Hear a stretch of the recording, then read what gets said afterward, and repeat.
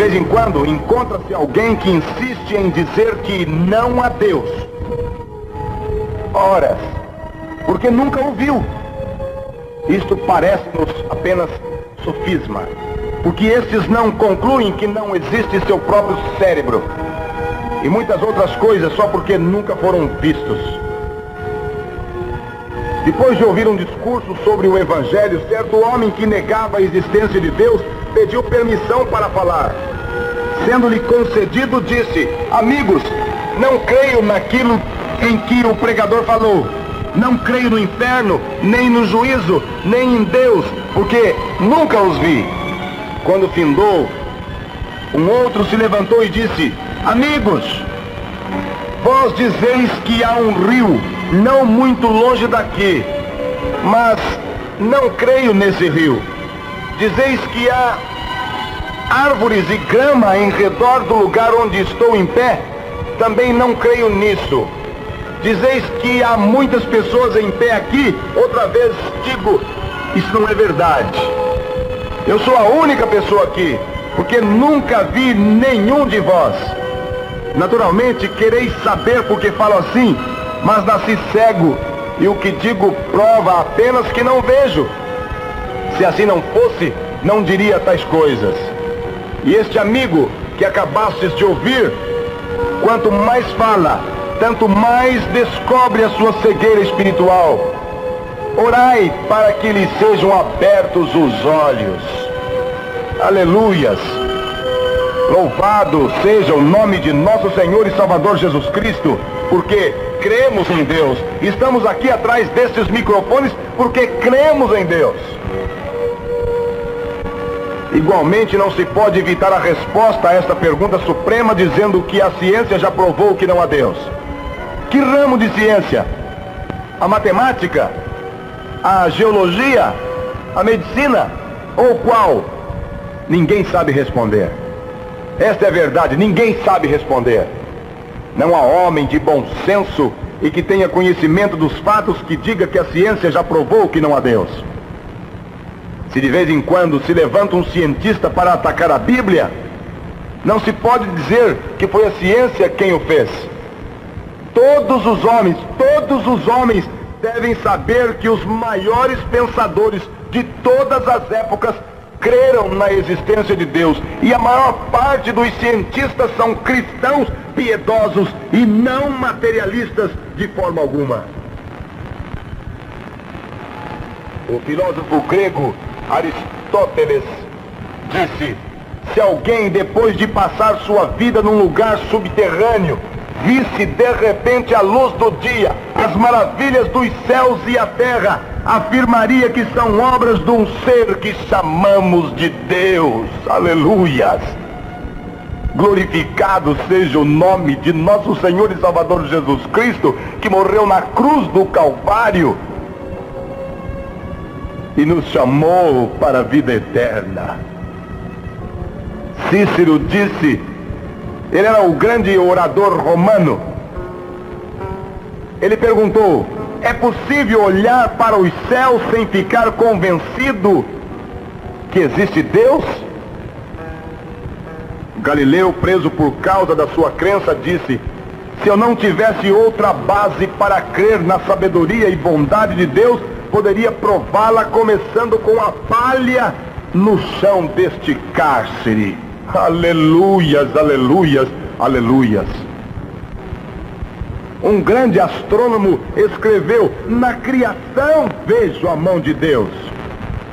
E Newton disse, e ele descobriu as leis da gravidade, a ordem maravilhosa dos sóis, planetas e cometas só pode ter origem na mente de um ser infinito em sabedoria e poder. O astrônomo descobridor do planeta Urano declarou: todos os descobrimentos parecem servir para confirmar com mais e mais clareza as verdades das Sagradas Escrituras. Eu fico aqui pensando, eu fico aqui imaginando, como é possível um homem viver neste mundo sem a Bíblia? Como é possível? Como é possível alguém caminhar neste planeta sem a Bíblia Sagrada? Quantas pessoas têm uma Bíblia para enfeitar a sala, para enfeitar a cozinha, enfeitar a copa, sabe lá eu mais o quê? E não além. Este manancial inesgotável da sabedoria, que contém a mente de Deus, a condição do homem, o caminho da salvação, a condenação dos pecadores e a felicidade dos crentes. E nós sabemos que as suas doutrinas são santas, seus preceitos são justos, suas histórias verdadeiras e suas decisões imutáveis. Olha, nós queremos dar um conselho a você nesta tarde, você que está nos ouvindo. Eu não sei se você está nos ouvindo aí no seu sítio, na sua fazenda, no meio da roça, no meio do cafezal, no meio do milharal, não sei aonde você está. Deus sabe. Eu não sei se você está me ouvindo aí na sua cozinha, na sua sala, no seu quintal, ou dentro do seu automóvel, ou no seu caminhão. Eu não sei aonde você está com o seu rádio ligado, na Marumbi, ouvindo o programa Encontro com o Senhor. Mas eu quero dar um conselho a você nesta tarde.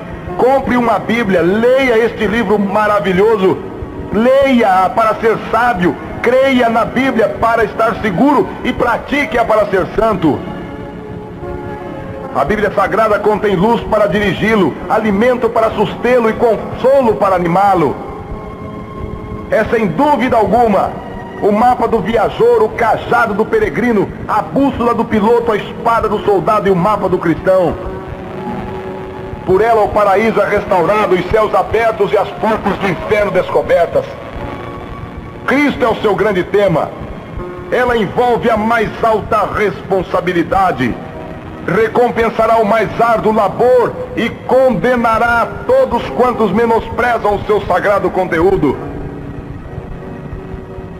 Nós sabemos que o maior perigo que ameaça este século é uma religião sem o Espírito Santo, uma cristandade sem Cristo, um perdão sem regeneração, uma moral sem Deus e uma doutrina do céu excluindo do inferno.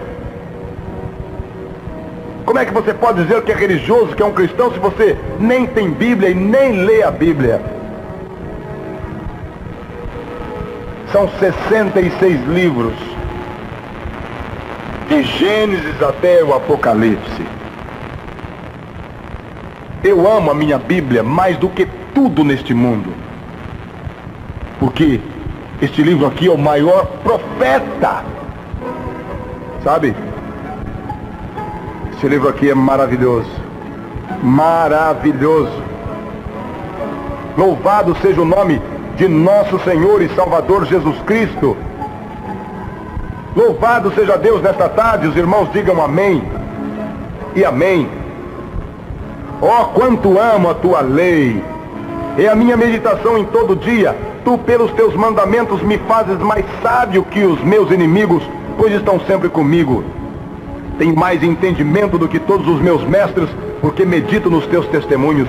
Sou mais prudente do que os velhos, porque guardo os teus preceitos. Desviei os meus pés de todo o caminho mau para observar a tua palavra.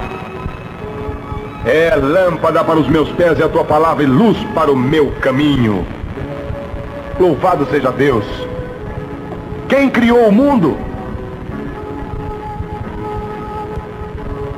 Quem criou o mundo? Esta é a pergunta que estamos fazendo nesta tarde. Napoleão Bonaparte. Há uma igreja pequena, Maria del Monte, em Porto Ferrajo, na ilha de Elba, onde este imperador dos franceses passou o seu primeiro exílio. A Bíblia de Napoleão ainda está lá. Ele a lia diariamente e sublinhou as seguintes passagens. Mateus 11, 28. Você sabe o que está escrito em Mateus 11, 28? Vinde a mim todos os que estão cansados e oprimidos, e eu vos aliviarei. Palavras de Jesus Cristo. Ele sublinhou também em Mateus 26, 31 e 38, Atos 18, 6 e 10 e Romanos 8, 31. Quando dois oficiais discutiam acerca da existência de Deus, o imperador levantou sua mão para o céu estrelado e disse: Senhores, se não há Deus, dizei-me quem fez todas aquelas. Aleluia! Louvado seja Deus. O descobridor da vacina antirrábica, ele disse: quanto mais estudo a natureza, tanto mais admiro-me das obras de Deus. O descobridor do clorofórmio afirmou: o maior dos meus descobrimentos é que sou pecador e Jesus Cristo é meu Salvador. Louvado seja o nome de nosso Senhor e Salvador Jesus Cristo. Um médico, cirurgião e cientista disse: os acontecimentos íntimos da vida demonstram que a Bíblia é a palavra viva. Um dos maiores cientistas do seu tempo, pouco antes da morte, afirmou que não havia um fato da ciência estabelecido que contradissesse qualquer afirmação da Bíblia. Alguém disse: tenho conhecido 95 dos homens mais eminentes do meu tempo, 77 deles eram seguidores da Bíblia. Louvado seja o nome de nosso Senhor e Salvador Jesus Cristo. Eu creio em Deus. Eu creio em Deus Pai, Deus Filho e Deus Espírito Santo. Eu creio no Deus de Israel. Eu creio no Deus Senhor dos Exércitos. Deus criou os céus, a terra e o mar e tudo que neles se contém. Na palavra de Deus, no livro de Gênesis, nós lemos que no princípio criou Deus os céus e a terra.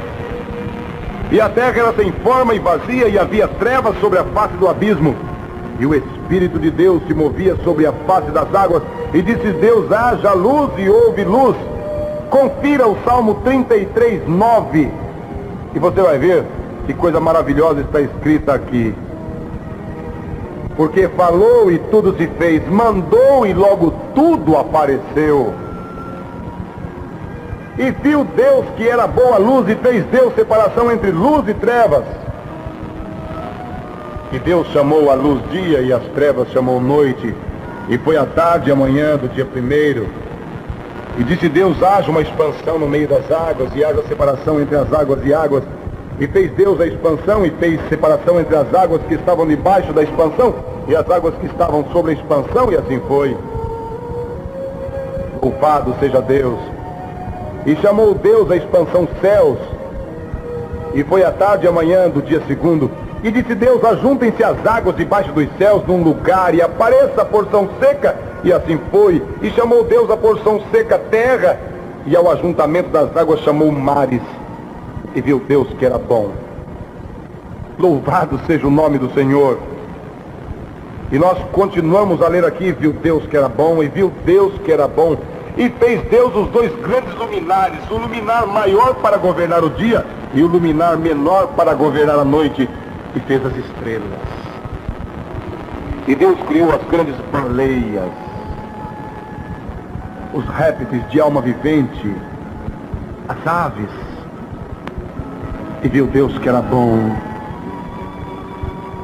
E disse Deus: produz a terra alma vivente conforme a sua espécie, gado e répteis e bestas feras conforme a sua espécie. E viu Deus que era bom. E agora, meus queridos e amados irmãos, e agora, meus queridos ouvintes, nós só podemos dizer: ó Senhor, Senhor nosso, quão admirável é o teu nome sobre toda a terra, pois puseste a tua glória sobre os céus, da boca das crianças e dos que mamam, tu suscitaste força por causa dos teus adversários, para fazer escalar o inimigo e vingativo. Quando vejo os teus céus, obra dos teus dedos, a lua e as estrelas que preparaste, que é o homem mortal para que te lembres dele, e o filho do homem para que o visites? Contudo, pouco menor o fizeste do que os anjos, e de glória e honra o coroaste. Fazes com que ele tenha domínio sobre as obras das tuas mãos. Tudo puseste debaixo de seus pés, todas as ovelhas e bois, assim como os animais do campo, as aves dos céus e os peixes do mar. E tudo que passa pelas veredas dos mares. Ó Senhor, Senhor nosso, quão admirável é o teu nome sobre toda a terra. Aleluias! Quem fez o mundo? Foi Deus. Ó homem, miserável pecador, Aceita nesta tarde Jesus Cristo como teu único Salvador. Entrega o teu coração a Ele. E Deus há de operar dentro de você o maior transplante, tirando de dentro de você o coração de pedra que aí está e colocando no lugar um coração de carne. Leia pelo menos a Bíblia. Creia em Deus acima de tudo. Ele é o dono do ouro, da prata e do petróleo. Deus está acima de tudo o que está acontecendo neste mundo. E quero finalizar isto dizendo que a moral do mundo é uma, a moral de Deus é outra.